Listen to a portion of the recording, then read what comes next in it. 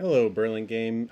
Good afternoon on this Friday afternoon. I'm sending a somewhat late communication because I have updated guidelines for students for isolation as well as a quarantine.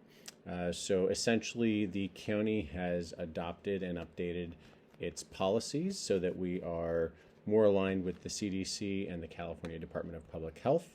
I will let you read through those guidelines. They are bulleted out for you below, but it's here for your information. I would also ask parents if your child was involved this week in either being identified as being COVID positive or being a close contact, that you take those at-home tests that we've been distributing and make sure that your child comes back with a negative result on Monday. So if they've been home and you are going to be reaching that day 5, either on Saturday, Sunday, or Monday, make sure that you come back with that negative result on Monday if it's time and you're symptom free to make sure that they can return to school. You'll be hearing more from your principals or the school district about that, but the more that you can do at home and keeping our community safe and our schools open, the better.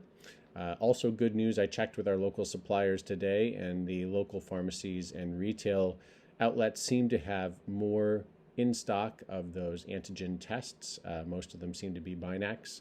And we have, of course, distributed them at school yesterday, today.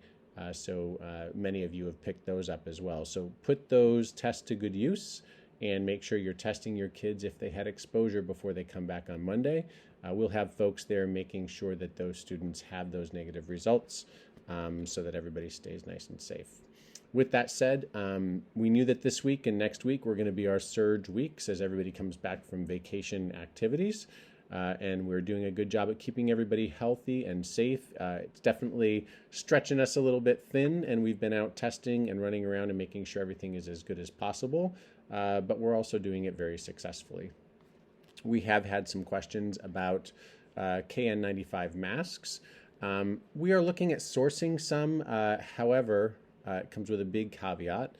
First of all, they're very difficult to get, particularly the kid size. So the adult ones do not fit children very well.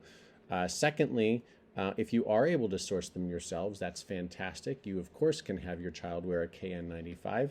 However, we've been told that they are a little less breathable and not as comfortable, and a lot of the kids are taking them off when they're getting to schools in preference for their little surgical masks or the cloth masks, which, well, not necessarily as effective, evidently are a bit more comfortable for some of our learners, as well as for our adults. We're hearing the same thing.